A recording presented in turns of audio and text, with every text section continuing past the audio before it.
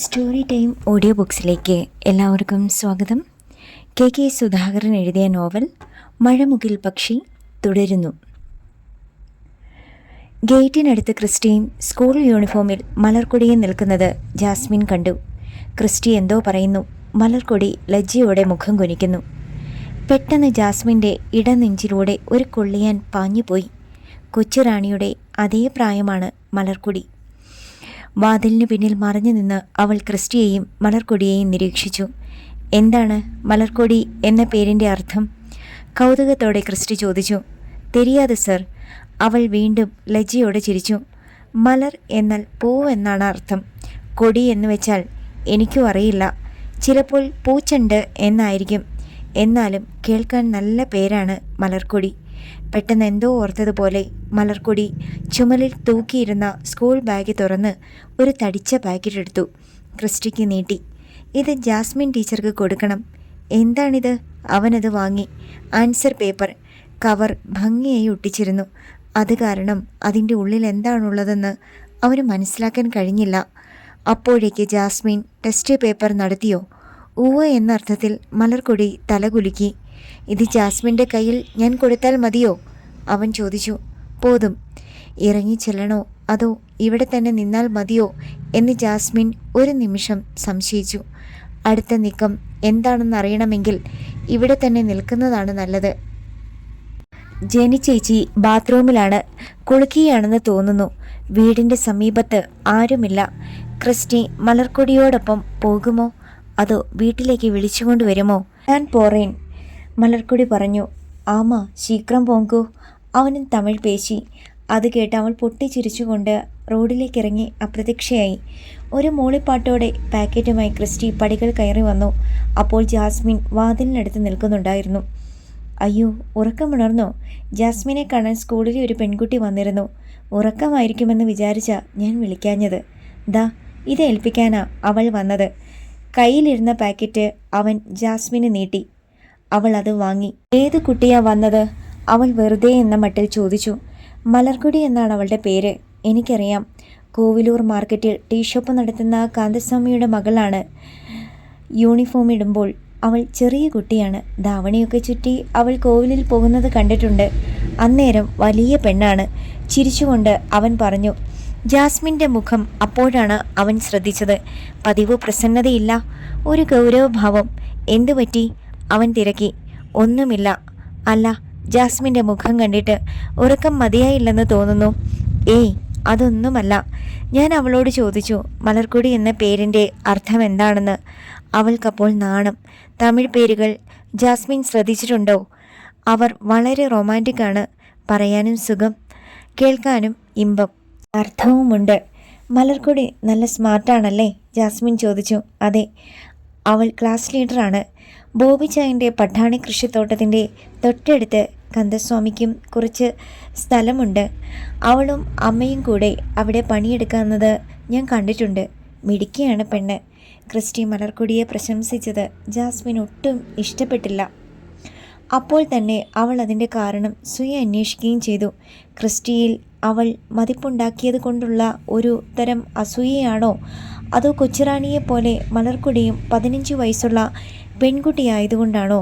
ഉത്തരം കണ്ടുപിടിക്കാൻ താൻ പഠിച്ച മനഃശാസ്ത്രത്തിന് കഴിയില്ലെന്ന് ഉടൻ തന്നെ ജാസ്മിന് മനസ്സിലാവുകയും ചെയ്തു.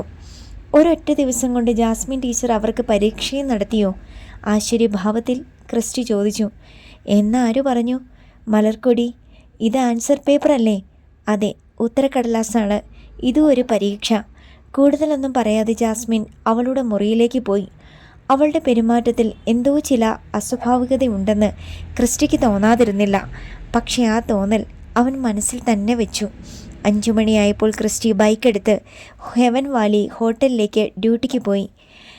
രാത്രിയിൽ ഭക്ഷണം കഴിച്ച ശേഷം മുറിയിൽ ചെന്ന് വാതിലടച്ച ശേഷമാണ് മലർക്കൊടി കൊണ്ടുവന്ന് ക്രിസ്റ്റിയെ ഏൽപ്പിച്ചു പോയ കവർ ജാസ്മിൻ തുറന്നത്.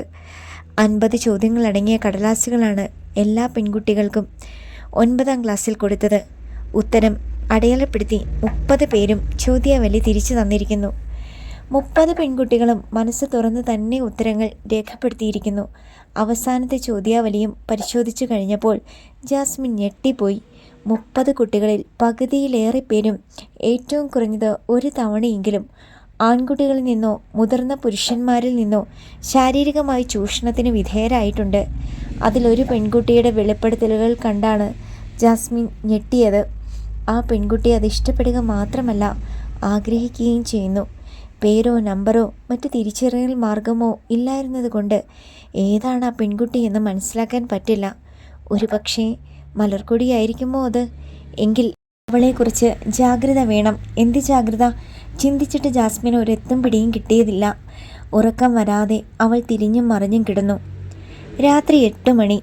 ഹോട്ടലിൽ ക്രിസ്റ്റിയുടെ അന്നത്തെ പ്രധാന ജോലികൾ അവസാനിച്ചു കഴിഞ്ഞിരുന്നു. സകല മുറികളിലും ഗസ്റ്റുകളുണ്ട്. ഇനി ആരും വരാനില്ല.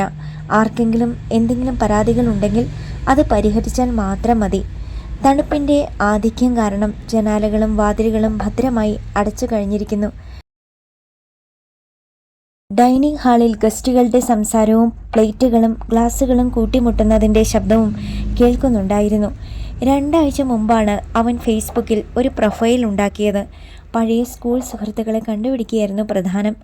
അന്നത്തെ കൂട്ടുകാരുടെ പേരുകൾ ഓരോന്നായി സെർച്ച് ചെയ്ത് നോക്കിയെങ്കിലും ആരെയും ഇതുവരെ കിട്ടിയിട്ടില്ല. പക്ഷേ പുതിയ ചില സുഹൃത്തുക്കൾ ഫേസ്ബുക്കിലുണ്ടായി. ഇപ്പോൾ ഒഴിവു സമയത്ത് ക്രിസ്റ്റി ഫേസ്ബുക്കിൽ സജീവമാകാറുണ്ട്. അങ്ങനെയാണ് ബിസിനസ് ആവശ്യങ്ങൾക്കും ഫേസ്ബുക്ക് പ്രയോജനകരമാണെന്ന് അവൻ കണ്ടെത്തിയത്. അന്നും അവൻ ഫേസ്ബുക്കിലേക്ക് കയറി നോക്കി. പുതിയ 4-5 നോട്ടിഫിക്കേഷൻസ്, മെസ്സേജുകൾ, ഫ്രണ്ട് റിക്വസ്റ്റ്. അവൻ ഓരോന്നായി പരിശോധിച്ചു. ചേട്ടാ, ഞാൻ സ്ട്രോബെറി തോട്ടം കണ്ടിട്ടില്ല. ഒരു ഫോട്ടോ പോസ്റ്റ് ചെയ്യാമോ? ജിബിൻ എന്ന സ്കൂൾ വിദ്യാർത്ഥിയുടേതാണ് ചോദ്യം. നാളെ കുറേ ഫോട്ടോകൾ എടുക്കണം, ഫേസ്ബുക്കിൽ ഇടണം. ചെട്ടിശ്ശേരിയിൽ ഫാം ഹൗസിനെ കുറിച്ച് ലോകമറിയട്ടെ. പിറ്റേന്ന് രാവിലെ പതിവ് സമയത്ത് തന്നെ ആൻ്റണി വന്നു. അതോടെ ക്രിസ്റ്റിയുടെ നൈറ്റ് ഡ്യൂട്ടി അവസാനിച്ചു. പകൽ നേരമാണ് ആൻ്റണിയെ സഹായിക്കാൻ സാം ഉള്ളത്. അന്ന് പതിവില്ലാത്ത സന്തോഷത്തിലായിരുന്നു ആൻ്റണി. നിനക്ക് പോകാൻ തിരക്കില്ലല്ലോ? അയാൾ ചോദിച്ചു. ഇല്ല. എന്താ ചേട്ടാ? ഇരിക്കെ 2 കാര്യങ്ങളുണ്ട്. സലോമിയുടെ സ്വഭാവത്തിന് ഇപ്പോൾ നല്ല മാറ്റം വന്നിട്ടുണ്ട്. അവളിപ്പോൾ ഒരു കാര്യത്തിന് മുഖം വീർപ്പിക്കാറില്ല, എന്നെ കുറ്റപ്പെടുത്താറില്ല. അതിനൊക്കെ കാരണം നീയാ ക്രിസ്റ്റി. ഞാനോ? എതിർവശത്തുള്ള കസേരയിൽ അവൻ ഇരുന്നു. അതെ, നീ മാനേജറായി ചാർജ് എടുത്തിട്ട് 1 മാസമായതേ ഉള്ളൂ എങ്കിലും ഹോട്ടൽ ശരിക്കും പച്ച പിടിച്ചിട്ടുണ്ട്. വരുമാനം കഴിഞ്ഞ മാസത്തേക്കാൾ ഇരട്ടിയാണ്. മുമ്പ് സിബി എല്ലാം വെട്ടിക്കുമായിരുന്നു. വരുമാനം കൂടിയിട്ടുണ്ടെന്ന് ക്രിസ്റ്റിയും മനസ്സിലാക്കിയിരുന്നു. മറ്റ് സ്റ്റാഫ് തന്നെ അവനോട് പറഞ്ഞിട്ടുണ്ട്. മുമ്പ് സിബി ഒരുപാട് വെട്ടിപ്പും തട്ടിപ്പുമൊക്കെ നടത്തിയിട്ടുണ്ടെന്ന്. അതുമാത്രമല്ലട ക്രിസ്റ്റി, മുമ്പ് എൻ്റെ വീട്ടുകാരെ അവൾക്ക് കണ്ണെടുത്താൽ കണ്ടുകൂടായിരുന്നു. ഇന്നലെ അവൾ എന്നോട് പറഞ്ഞു, എൻ്റെ മൂത്ത പെങ്ങൾ ആനിയമ്മയുടെ മോൻ ഷാജിയെ മാനേജർ അപ്രൻറ്റൈസായിട്ട് എടുത്തോളാൻ. നിൻ്റെ റെക്കമെൻഡേഷൻ കാരണമാണ് അവളുടെ മനസ്സ് മാറിയേ. ക്രിസ്റ്റി വെറുതെ ചിരിച്ചു. ചിലപ്പോൾ ആൻ്റപ്പൻ ചേട്ടൻ പറയുന്നത് സത്യമായിരിക്കും. ഷാജിയെ ഞാൻ വിളിച്ചു. അവൻ നാളെ വരും. തൽക്കാലം അവനെ നീ നിൻ്റെ കൂടെ നിർത്തിയാൽ മതി. നൈറ്റ് ഡ്യൂട്ടിക്ക്. അവനെ എല്ലാം പഠിപ്പിക്കണം. വല്ല വേണ്ടാതീനോ അവൻ കാണിച്ചാൽ ആ നിമിഷം എന്നെ അറിയിക്കണം. അവളുടെ മുമ്പിൽ നാണം കെടാൻ എനിക്ക് പറ്റത്തില്ല. ക്രിസ്റ്റി തല കുലുക്കി. പിന്നെ 2ാമത്തെ കാര്യം, നീ ഇവിടെ ജോലിക്ക് കയറിയിട്ട് ഇന്നലെ 1 മാസമായി. തീയതിയൊക്കെ നീ മറന്നു കാണും. നിൻ്റെ ആദ്യത്തെ സാലറി സ്വന്തം കൈകൊണ്ട് കൊടുക്കണമെന്ന് സലോമി ആഗ്രഹം പറഞ്ഞു. അതുകൊണ്ട് നീ നേരെ വീട്ടിൽ ചെന്ന് അവളെ കണ്ടിട്ട് ചെട്ടിശ്ശേരിയിലേക്ക് പോയാൽ മതി. ശരി ചേട്ടാ, എന്നാൽ ചെല്ല്. ബൈക്കെടുത്ത് ക്രിസ്റ്റി ആദ്യം പോയത് ആൻ്റണിയുടെ വീട്ടിലേക്കാണ്. അവനെ പ്രതീക്ഷിച്ചതുപോലെയാണ് സലോമി നിന്നത്. സ്ലീവ്ലെസ് ടോപ്പും പൈജാമയുമായിരുന്നു അവളുടെ വേഷം. വേഷത്തിനുള്ളിൽ തുളുമ്പിയാണ് അവൾ നിന്നത്. ബൈക്ക് മുറ്റത്ത് വെച്ചിട്ട് അവൻ കയറി ചെന്നപ്പോൾ സലോമി പുഞ്ചിരിയോടെ അവനെ സ്വീകരിച്ചു. ആൻ്റപ്പൻ ചേട്ടൻ പറഞ്ഞു സലോമി ചേച്ചിയെ കണ്ടിട്ട് വീട്ടിലേക്ക് പോകാവൂ എന്ന്. ആൻ്റപ്പൻ പറഞ്ഞതുകൊണ്ട് മാത്രമാണോ ക്രിസ്റ്റി ഇങ്ങോട്ട് വന്നത്? പെട്ടെന്ന് മങ്ങിപ്പോയ മുഖത്തോടെ അവൾ ചോദിച്ചു.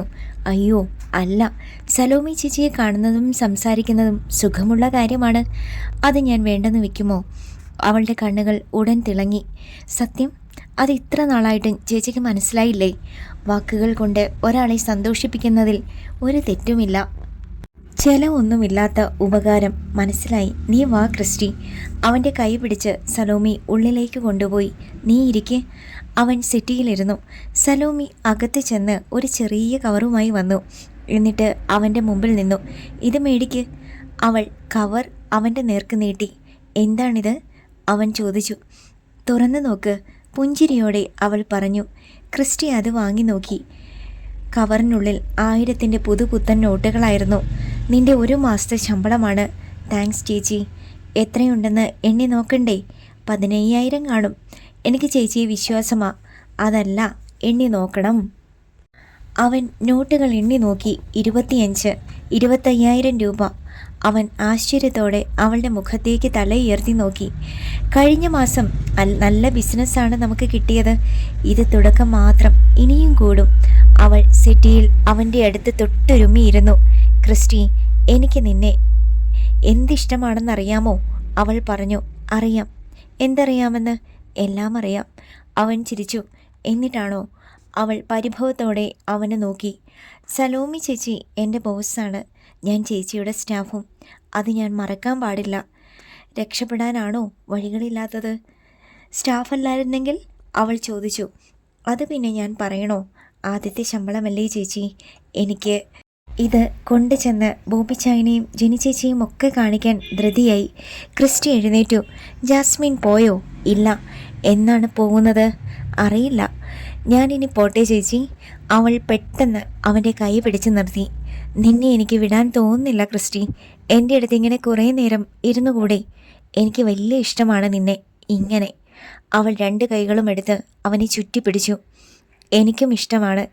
ഇനി ഞാൻ വരുമല്ലോ. ചിലതൊക്കെ എന്നെ പഠിപ്പിച്ചു തരാമെന്ന് പറഞ്ഞത് മറന്നുപോയോ? അവളുടെ കൈകൾ വിടുവിച്ചുകൊണ്ട് അവൻ ചോദിച്ചു. അത് നീ വരാത്തത് കൊണ്ടല്ലേ? പകൽ മുഴുവൻ ഞാൻ മാത്രമല്ലേ ഉള്ളൂ ഇവിടെ.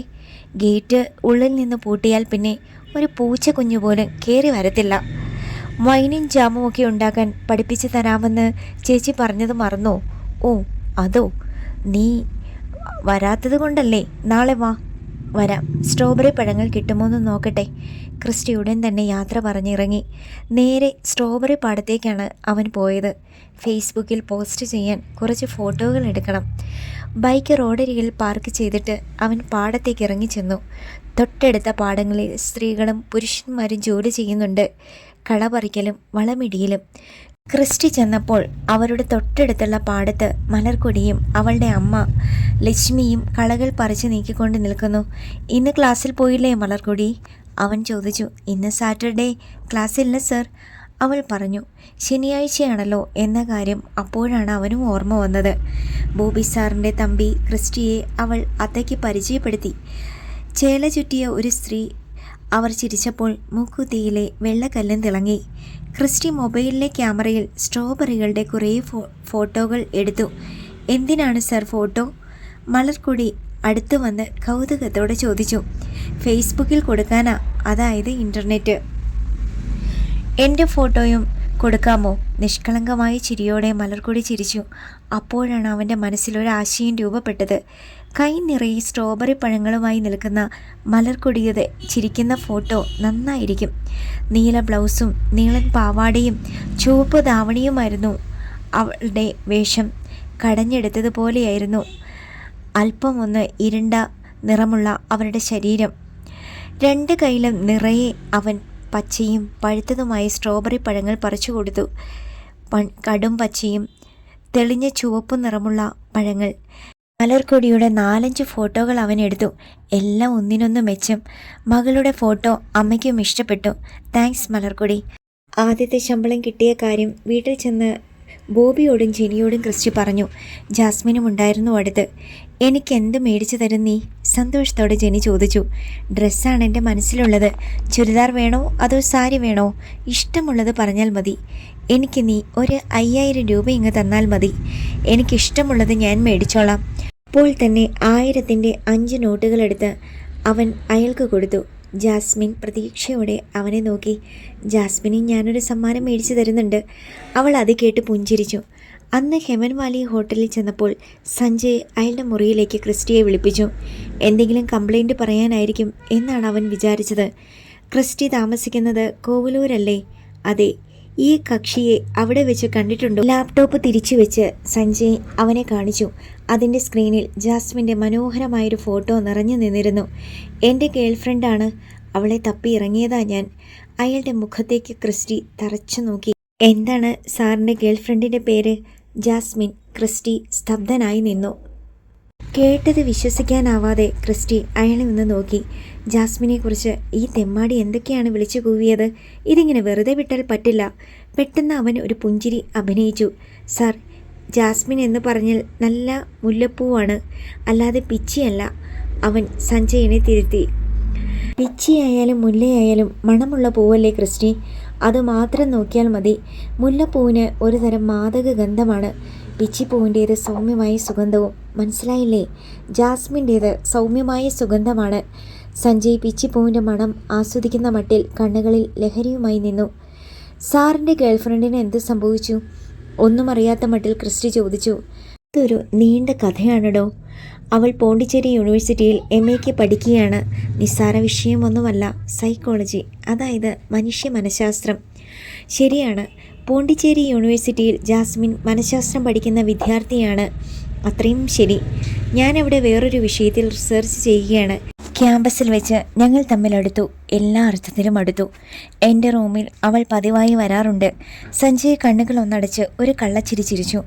കോഴ്സിൻ്റെ ഭാഗമായി ജാസ്മിന് ഒരു ഗവേഷണ പ്രബന്ധം തയ്യാറാക്കണം. അതിൻ്റെ വിഷയം എന്താണെന്നോ? റേപ്പ്, അതായത് ബലാത്സംഗം. ക്രിസ്റ്റിയുടെ മനസ്സറിയാതെ ഒന്ന് പിടഞ്ഞു. പ്രായപൂർത്തിയാകാത്ത ഒരു പെൺകുട്ടിയെ ക്രൂരമായി ബലാത്സംഗം ചെയ്ത് കൊലപ്പെടുത്തിയ ഒരു കശ്മലനെ അവൾക്കറിയാം. അയാളെക്കുറിച്ച് ഗവേഷണം നടത്താൻ 2 ആഴ്ച മുമ്പ് അവൾ നാട്ടിലേക്ക് വന്നിട്ടുണ്ട്. ക്രിസ്റ്റിയുടെ പാദങ്ങളിൽ നിന്ന് ഒരു പെരുപ്പ് മുകളിലേക്ക് കയറി. അവൻ മുഷ്ടികൾ ചുരുട്ടി. അപ്പോൾ അതാണ് അവളുടെ വരവിൻ്റെ ഉദ്ദേശം. അതിൻ്റെ ആദ്യപടിയായി കുറച്ച് കാര്യങ്ങൾ അവൾ ചോർത്തിയെടുക്കുകയും ചെയ്തു. ഇനി തൻ്റെ ഊഴമാണ്. അവളെക്കുറിച്ച് കൂടുതൽ വിവരങ്ങൾ ഇയാളിൽ നിന്ന് ചോർത്തിയെടുക്കണം, സകല വിവരങ്ങളും. മാതാവാണ് ഇയാളെ തൻ്റെ മുന്നിലെത്തിച്ചത്. അല്ലെങ്കിൽ സ്നേഹം നടിച്ച് അവൾക്ക് വേണ്ടുന്ന വിവരങ്ങളെല്ലാം ശേഖരിച്ച് തന്നെ വിഡ്ഢിയാക്കി അവൾ പറന്നുപോയേനെ. അവൾ അങ്ങനെ മിടുക്കിയാകണ്ട. വെറും കൈയോടെ അവളെ തിരിച്ചയക്കണം. ക്രിസ്റ്റിയുടെ ചരിത്രം കീറി മുറിച്ച് പഠിച്ച് അവൾ യൂണിവേഴ്സിറ്റി പരീക്ഷ പാസ്സാകണ്ട. എന്താണ് ക്രിസ്റ്റി ആലോചിക്കുന്നത്? സഞ്ജയിൻ്റെ ചോദ്യം അവനെ പെട്ടെന്ന് ചിന്തയിൽ നിന്ന് ഉണർത്തി. അല്ല, ഞാൻ ആലോചിക്കുകയായിരുന്നു സർ. റേപ്പ് ചെയ്ത ആൾ ശിക്ഷിക്കപ്പെട്ട് ജയിലിലായിരിക്കില്ലേ? ജയിലിൽ പോയി അയാളെ കാണേണ്ടതിന് പകരം എന്തിനാണ് ഈ നാട്ടിലേക്ക്? സംശയഭാവത്തോടെ അവൻ അയാളെ നോക്കി. ജീവപര്യന്തം കഴിഞ്ഞ് അയാൾ നാട്ടിലെത്തിയിട്ടുണ്ടെന്നാണ് അവൾ പറഞ്ഞത്. ഞാൻ അവൾക്ക് വാണിംഗ് കൊടുത്തതാ, അയാൾ ഒരു ക്രിമിനലാണെന്നും ഈ വക ഉദ്ദേശത്തോടെ അയാളെ സമീപിക്കരുതെന്നും. അവൾ അത് അനുസരിച്ചില്ല. ചേച്ചിയുടെ ഭർത്താവിൻ്റെ അനിയനല്ലേ, അയാൾ അതിക്രമത്തിനൊന്നും മുതിരുകയില്ലെന്ന് വിശ്വസിച്ചായിരിക്കും അവൾ വട്ടവടിയിലേക്ക് വന്നത്. സാരമില്ല, ക്രിസ്റ്റിയുടെ തനി സ്വഭാവം അവൾക്ക് മനസ്സിലാക്കി കൊടുക്കാം. ബലാത്സംഗത്തെക്കുറിച്ച് വിശദമായി പഠിക്കാൻ സ്വന്തം അനുഭവത്തേക്കാൾ മികച്ച പാഠപുസ്തകം വേറെ ഏതാണുള്ളത്? സാറിനെ അനുസരിക്കാത്തത് കൊണ്ടാണോ ആ കുട്ടിയോട് സാർ പിണങ്ങിയത്? അവൻ നിഷ്കളങ്കത നടിച്ച് ചോദിച്ചു. ഞാൻ ജാസ്മിനോടല്ല, അവൾ എന്നോടാണ് പിണങ്ങിയത്. അതിന് കാരണം മാദക ഗന്ധമുള്ള വേറൊരു മുല്ലപ്പൂവാണ്. മുല്ലപ്പൂവോ? ക്രിസ്റ്റിക്ക് മനസ്സിലായില്ല. കാണിച്ചു തരാം.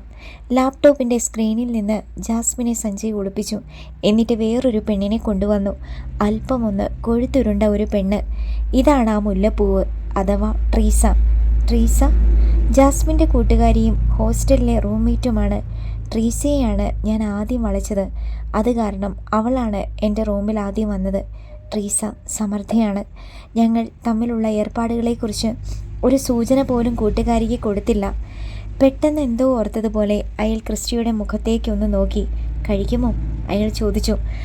ചോദ്യം അവന് മനസ്സിലായില്ല. എൻ്റെ മാനേജറെ, നിങ്ങൾ സ്മോൾ കഴിക്കുമോ എന്നാണ് ചോദിച്ചത്. ഇല്ല, ഒരു ഹോട്ടലിൻ്റെ മാനേജരാകാൻ നിങ്ങൾ ഒട്ടും യോഗ്യനല്ല സുഹൃത്തെ. ഗസ്റ്റുകളുടെ ഇഷ്ടമനുസരിച്ച് പ്രവർത്തിക്കുന്നവരാണ് നല്ല മാനേജർ. സൂട്ട് കേസ് തുറന്ന് സഞ്ജയ് ഒരു കുപ്പി മദ്യമെടുത്ത് മേശപ്പുറത്ത് വെച്ചു. ഇത് ഫ്രഞ്ച് ബ്രാൻഡിയാണ്. ഫ്രാൻസുകാർ ഇതിന് ബ്രാൻഡി എന്നല്ല, കൊന്യാക്ക് എന്നാണ് വിളിക്കുന്നത്. ക്രിസ്റ്റി ചരിത്രം പഠിച്ചിട്ടുണ്ടോ എന്നറിയില്ല. പോണ്ടിച്ചേരി പണ്ട് ഫ്രഞ്ചുകാരുടെ കോളനിയായിരുന്നു. സോഡ? ക്രിസ്റ്റി ചോദിച്ചു. വേണം. അപ്പോൾ തന്നെ റെസ്റ്റോറൻറ്റിലേക്ക് വിളിച്ച് സോഡ കൊണ്ടുവരാൻ അവൻ നിർദ്ദേശം കൊടുത്തു. ഇയാൾ ഇപ്പോൾ ബ്രാൻഡി കഴിക്കുന്നത് നല്ലതാണ്. കള്ള് തലയ്ക്ക് പിടിക്കുമ്പോൾ നാവിൻ്റെ കെട്ടഴിയും, രഹസ്യങ്ങൾ പലതും പുറത്തു വരും.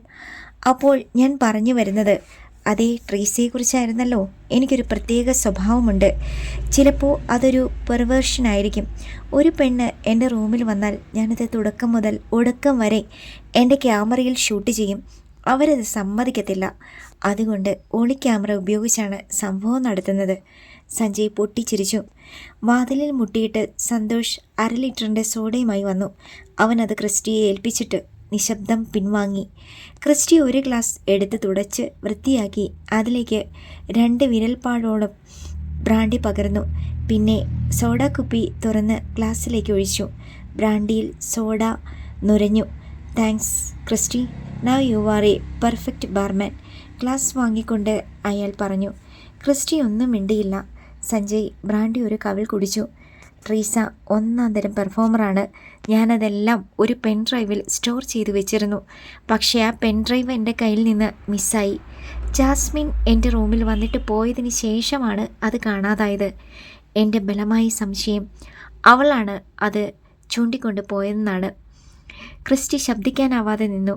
ജാസ്മിനെക്കുറിച്ച് എന്തൊക്കെയാണ് ഈ കേൾക്കുന്നത്? തന്നോട് അയാൾക്ക് നുണ പറയേണ്ട ഒരു കാര്യവുമില്ല. ജാസ്മിനും താനും തമ്മിലുള്ള ബന്ധം അയാൾക്കറിയില്ലല്ലോ. ജാസ്മിൻ അത് ലാപ്ടോപ്പിലിട്ട് കണ്ടു കാണും. അതിനുശേഷം അവൾ എന്നോട് പഴയ അടുപ്പം കാണിച്ചിട്ടില്ല. പക്ഷെ അവൾക്ക് എൻ്റെ അടുത്ത് തന്നെ തിരിച്ചു വരാതെ പറ്റില്ല. കാരണം അവളുടെ റിസർച്ച് ഡിസൈൻ ചെയ്ത് കൊടുത്തത് ഞാനാണ്. സർവേ നടത്തി കിട്ടിയ വിവരങ്ങൾ ചേർത്ത് ഗവേഷണ പ്രബന്ധം പൂർത്തിയാക്കണമെങ്കിൽ എൻ്റെ സഹായമില്ലാതെ പറ്റില്ല. അവൾക്ക് എൻ്റെ റൂമിൽ പലതവണ വരേണ്ടി വരും. അയാൾ ഗ്ലാസ്സിൽ നിന്ന് വീണ്ടും ബ്രാൻഡി അകത്താക്കി. ക്രിസ്റ്റി അയാളുടെ മുഖത്തേക്കൊന്ന് തുറച്ചു നോക്കി. അല്പം കൂടി കാക്കേണ്ടി വരും. അറിയാനുള്ള കാര്യങ്ങൾ ഇനിയുമുണ്ട്. സഞ്ജയിൻ്റെ കയ്യിൽ നിന്ന് ഒഴിഞ്ഞ ഗ്ലാസ് വാങ്ങി അവൻ വീണ്ടും അതിലേക്ക് ബ്രാൻഡി പകർന്നു. ഇത്തവണ അല്പം കൂടുതലാണ് ഒഴിച്ചത്. റേപ്പ് ചെയ്ത ആളിൽ നിന്ന് എന്തൊക്കെ വിവരങ്ങളാണ് ശേഖരിക്കുന്നത്? അത്ര ഗൗരവം കൊടുക്കാതെ എന്ന പോലെ അവൻ ചോദിച്ചു. ഒരുപാട് കാര്യങ്ങളുണ്ട് സുഹൃത്തെ. ഇരയെ അയാൾ ആദ്യമായിട്ടാണോ കാണുന്നത്? അതോ മുൻപരിചയമുണ്ടായിരുന്നോ? അവളോട് തോന്നിയ ഒരു കമ്പം മാത്രമായിരുന്നോ ഇതിൻ്റെ പിന്നിൽ? അതോ ആ സമയത്ത് ഏതൊരു പെണ്ണിനെ കിട്ടിയാലും അയാൾ കീഴ്പ്പെടുത്തുമായിരുന്നോ? മനഃപൂർവ്വമാണോ കൊലപ്പെടുത്തിയത്? അതോ അറിയാതെ സംഭവിച്ചു പോയതാണോ? വീണ്ടും ഇത്തരമൊരാഗ്രഹം ഉണ്ടായിട്ടുണ്ടോ? അങ്ങനെ പലതരം കാര്യങ്ങൾ. അയാൾ 2 കവിൾ ബ്രാൻഡി കൂടി കുടിച്ചു. കുഴപ്പം ഇതല്ല.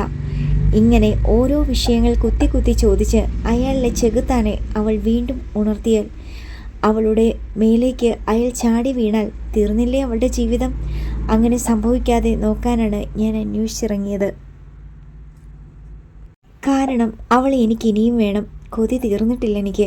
ക്രിസ്റ്റി അറിയാതെ പല്ലുകൾ ഞെരിച്ചു. അപ്പോൾ അതാണ് വരവിൻ്റെ ഉദ്ദേശം. സ്നേഹമല്ല, സ്നേഹം നടിക്കുകയാണ്. താൻ അവൾക്കൊരു പഠന വസ്തു മാത്രം. അവൾ കീറി മുറിച്ച് ചികഞ്ഞു നോക്കി പഠിക്കാൻ വേണ്ടിയുള്ള ഒരു മൃഗം. കൊച്ചുറാണിയെക്കുറിച്ചുള്ള കുറേയേറെ കാര്യങ്ങൾ അവൾ ബുദ്ധിപൂർവ്വം ചോർത്തിയെടുത്തു കഴിഞ്ഞു.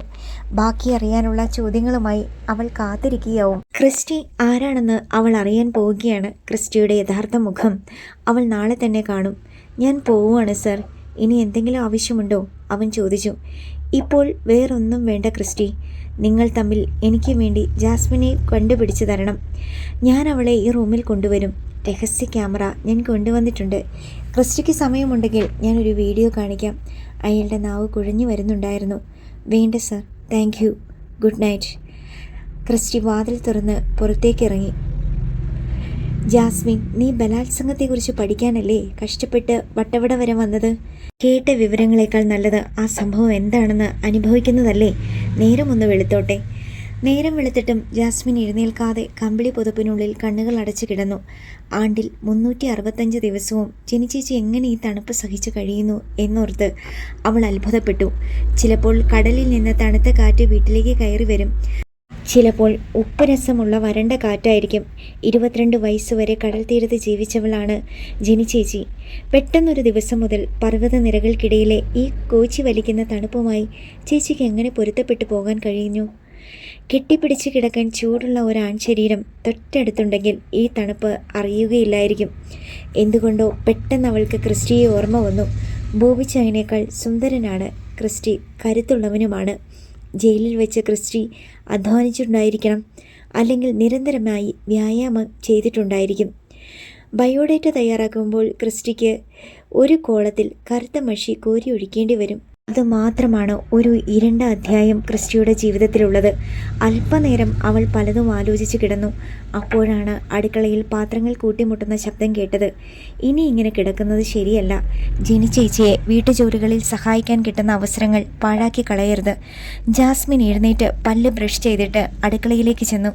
ചീനച്ചട്ടിയിൽ പാലപ്പം ചുട്ടുകൊണ്ട് നിൽക്കുകയായിരുന്നു ജെനി. ഒരു അലുമിനിയം പാത്രത്തിലെ വെള്ളത്തിൽ 4-5 മുട്ട കിടന്ന് തിളയ്ക്കുന്നു. അല്ല, എഴുന്നേറ്റോ? ഈ തണുപ്പത്ത് കുറച്ചു നേരം കൂടി കിടക്കാൻ വയ്യായിരുന്നോ മോളെ നിനക്ക്? ജെനി ചോദിച്ചു. അടുക്കളയിലെ ചൂട് തേടി വന്നതാ ഞാൻ, ജാസ്മിൻ പറഞ്ഞു. ജെനി അത് കേട്ട് ചിരിച്ചു. എങ്കിൽ ആദ്യം ഒരു ഗ്ലാസ് ചൂട് കാപ്പി കുടിക്കേ. ആവി പറക്കുന്ന കാപ്പിയെടുത്ത് ജാസ്മിൻ കുടിച്ചു. മുട്ട റോസ്റ്റ് ഉണ്ടാക്കാനല്ലേ? അവൾ ചോദിച്ചു. അതെ. എങ്കിൽ ഞാൻ സവാള അരിഞ്ഞു തരാം. നിന്റെ കണ്ണും നീറും. അത്രയേ ഉള്ളൂ, ജെനി പറഞ്ഞു. ചേച്ചിയുടെ കണ്ണ് നീറണ്ട, ജെനി ചിരിച്ചു. ഇന്നൊരു മാമോദീസയുണ്ട്, നമുക്ക് പോകാം, അവൾ ചോദിച്ചു. ആരുടെയാ ചേച്ചി? സവാളയെടുത്ത് പുറംതൊലി പൊളിച്ചു കളഞ്ഞുകൊണ്ട് ജാസ്മിൻ അവളെ നോക്കി. ബോബിച്ചായൻ്റെ കൂട്ടുകാരൻ ജോർജിയുടെ മോളുടെയാ. ബോബിച്ചായൻ അതുകൊണ്ടിന്ന് ഇവിടെ തന്നെ കാണും. നമുക്ക് 3 പേർക്കും കൂടെ പോകാം. ഇവിടെ ചിലരുടെ കെട്ട് കഴിഞ്ഞിട്ട് വർഷം 1 ഇനി എന്നാണാവോ ഈ വീട്ടിലൊരു മാമോദീസ നടക്കാൻ പോകുന്നത്? ആത്മകഥമെന്ന മട്ടിൽ ജാസ്മിൻ പറഞ്ഞു. അത് ഞാൻ ഒരാഴ്ചയും കൂടി കഴിഞ്ഞിട്ട് പറയാം. ജാസ്മിൻ പെട്ടെന്ന് തല തിരിച്ച് ജെനിയെ ഒന്ന് നോക്കി. അവളുടെ മുഖത്ത് ഒരു നാണം തെളിഞ്ഞു. സത്യമാണോ? ബോബിച്ചായനോട് പോലും ഞാൻ ഇതുവരെ പറഞ്ഞില്ല. ഉറപ്പിക്കാമെന്ന് തോന്നുന്നു. 10-20 ദിവസം കഴിഞ്ഞു. മിടുക്കി, ഞാൻ പോകുന്നതിന് മുമ്പ് നമുക്കൊരു സെലിബ്രേഷൻ നടത്തണം, സന്തോഷത്തോടെ ജാസ്മിൻ പറഞ്ഞു. എത്ര ദിവസം കൂടി കാണും നീ ഇവിടെ? 10 ദിവസം. അത് കഴിഞ്ഞ് കൊല്ലത്തിന് പോകണം. ബോബിച്ചാനെ അറിയിക്കാൻ ഇനി താമസിക്കേണ്ട. ഇനി ഇത്തിരി ഉത്തരവാദിത്തമൊക്കെ വരട്ടെ. എന്തായാലും ഇന്നത്തെ മാമോദീസയ്ക്ക് ഞാൻ വരുന്നില്ല ചേച്ചി.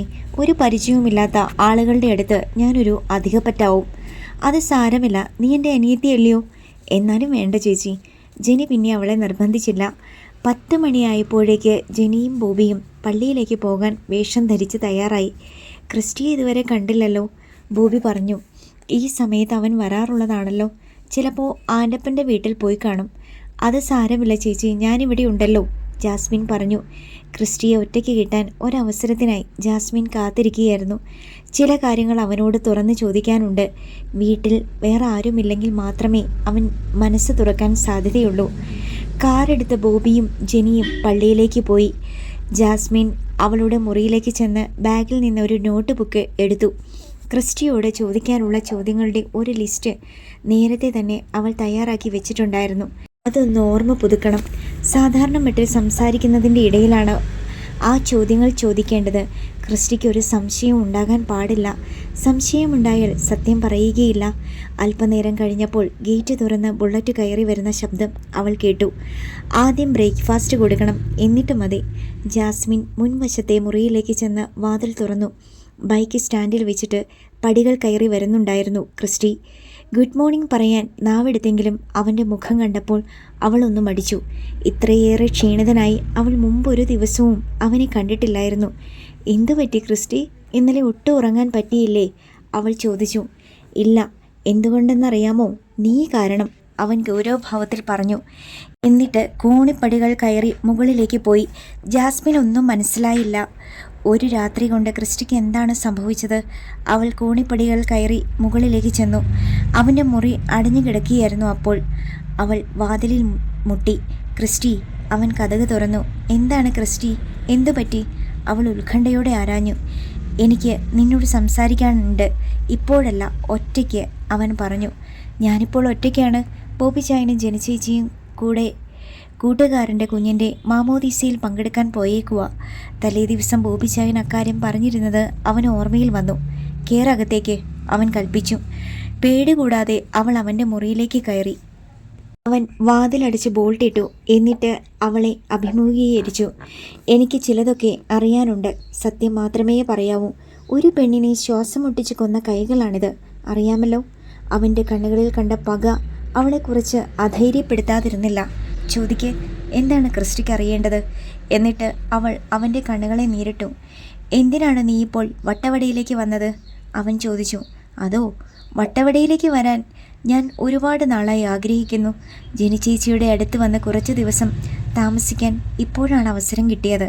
അല്ലാതെ ഞാൻ ഒന്നുകൂടെ ചോദിക്കാം, എന്താണ് നിൻ്റെ ഈ സന്ദർശനത്തിൻ്റെ പ്രധാന ഉദ്ദേശം? ജനിച്ചേച്ചിയെ കാണുക എന്നത് തന്നെയാണ്. ഒപ്പം സ്കൂളിലെ കുട്ടികൾക്കിടയിൽ ഒരു സർവേ നടത്തുകയും വേണമായിരുന്നു. എൻ്റെ കോഴ്സിൻ്റെ ഭാഗമായിട്ട്, അവൾ പറഞ്ഞു. കോഴ്സിൻ്റെ ഭാഗമായിട്ട് ക്രിസ്റ്റി എന്ന ക്രിമിനലിൻ്റെ മനഃശാസ്ത്രവും ശരീരശാസ്ത്രവും പഠിക്കാൻ ഉദ്ദേശമുണ്ടായിരുന്നോ നിനക്ക്? ക്രിസ്റ്റിയുടെ ചോദ്യം കേട്ട് അവൾ ഞെട്ടി. ഉണ്ടെങ്കിൽ ഇപ്പോൾ തന്നെ അത് തുടങ്ങാം. ആദ്യം ശരീരശാസ്ത്രമാകട്ടെ. എന്താ? അവൻ ഷർട്ടിൻ്റെ ബട്ടണുകൾ ഓരോന്നായി അഴിച്ചു. സോറി ക്രിസ്റ്റി, എന്നെ തെറ്റിദ്ധരിക്കരുത്. അതിനൊന്നുമല്ല ഞാൻ വന്നത്. പക്ഷേ എങ്കിൽ പറ, ആരാണ് സഞ്ജയ്? അവൻ ചോദിച്ചു. അവൾ വീണ്ടും ഞെട്ടി. പെട്ടെന്ന് അവൾക്ക് കാര്യം മനസ്സിലായി. സഞ്ജയ് വന്ന് ക്രിസ്റ്റിയെ കണ്ടിരിക്കുന്നു. പോണ്ടിച്ചേരി യൂണിവേഴ്സിറ്റിയിൽ റിസർച്ച് സ്കോളറാണ് അവൻ. അവൾ പറഞ്ഞു. നിന്റെ ആരാണവൻ? ആരുമല്ല, ഫ്രണ്ട് ആയിരുന്നു, ഇപ്പോഴല്ല. നീ അവൻ്റെ റൂമിൽ പോയിട്ടുണ്ടോ? മറുപടി പറയാതെ ജാസ്മിൻ ഒന്ന് പകച്ചു. പറയടി, നീ പോയിട്ടുണ്ടോ? ഉണ്ട്. തനിച്ച്? മതി, ഇത്രയും അറിഞ്ഞാൽ മതി. നിനക്കൊരു റൂംമേറ്റ് ഉണ്ടല്ലോ. എന്താണ് അവളുടെ പേര്? ട്രീസ. അപ്പോൾ എല്ലാം കറക്റ്റാണ്. ക്രിസ്റ്റി വാതിൽ തുറന്നു. നിനക്ക് പോകാം. നീ ഇനി ഈ വീട്ടിൽ ഉണ്ടാകാൻ പാടില്ല. പക്ഷേ നിനക്ക് 24 മണിക്കൂർ സമയം തരുന്നു എല്ലാം കെട്ടുകെട്ടാൻ. നാളെ രാവിലെ സ്ഥലം വിട്ടോണം. നിന്നെ കണ്ടുപോകരുതിനി. മൂർച്ചയുള്ള സ്വരത്തിൽ അവൻ ആജ്ഞാപിച്ചു. ക്രിസ്റ്റി, അവൻ പറയുന്നതൊന്നും വിശ്വസിക്കരുത്. കള്ളനാണവൻ, വൃത്തികെട്ടവനാണ്. അവൻ ചെയ്തത് എന്തൊക്കെയാണെന്ന് ഞാൻ പറയാം. അവൾ അപേക്ഷ പോലെ അവൻ്റെ നേർക്ക് കൈകൂപ്പി. വേണ്ട, അവൻ ചെയ്തതൊക്കെ എന്താണെന്ന് പറഞ്ഞു കഴിഞ്ഞു. ഇനി കൂടുതൽ വിശദീകരണമൊന്നും വേണ്ട. ക്രിസ്റ്റി, അവൾ നിറകണ്ണുകളോടെ അവനെ ദയനീയമായി നോക്കി. സലോമി ചേച്ചിയുമായി അധികം ചെങ്ങാത്തത്തിനൊന്നും പോകരുതെന്ന് നീ ഉപദേശിച്ചില്ലേ? നിന്നേക്കാൾ അന്തസ്സുള്ളവളാണ് ആ സ്ത്രീ. മനസ്സിൽ പലതും ഒളിപ്പിച്ചു വെച്ച് പരിശുദ്ധ എന്ന മട്ടിൽ പെരുമാറുന്നവളല്ല സലോമി ചേച്ചി. പക്ഷേ നീ വെറുപ്പോടെ ജാസ്മിനെ ഒന്ന് നോക്കിയിട്ട് ക്രിസ്റ്റി മുറിയിൽ നിന്നിറങ്ങി. അവൻ താഴെ വന്ന ബുള്ളറ്റ് എടുത്ത് ഭ്രാന്തമായ വേഗത്തിൽ ഓടിച്ചുപോയി. ആൻ്റണിയുടെ വീടിൻ്റെ മുറ്റത്ത് ചെന്നാണ് ബൈക്ക് നിന്നത്. ശബ്ദം കേട്ട് സലോമി പുറത്തേക്കിറങ്ങി വന്നു. അയ്യോ, ഞാനിപ്പോൾ ക്രിസ്റ്റിയെ ഒട്ടും പ്രതീക്ഷിച്ചതേയില്ല, അവൾ ആഹ്ലാദത്തോടെ പറഞ്ഞു. പ്രതീക്ഷിക്കാത്ത ചിലതൊക്കെ സംഭവിക്കാൻ പോവുകയാണ് സലോമി ചേച്ചി. ഞാനിപ്പോൾ വന്നത് സലോമി ചേച്ചിയുടെ വൈൻ കുടിക്കാനാ. അവൻ വീട്ടിനുള്ളിലേക്ക് കയറിപ്പോയി. വൈനല്ല, നിനക്ക് എന്ത് വേണേലും ഞാൻ തരാം ക്രിസ്റ്റി, സന്തോഷമേ ഉള്ളൂ. സലോമി അകത്തേക്ക് കയറി വിറയ്ക്കുന്ന കൈകളോടെ മുൻവാതിലടച്ച് ബോൾട്ടിട്ട് ഭദ്രമാക്കി. അടുത്ത ഭാഗം നാളെ.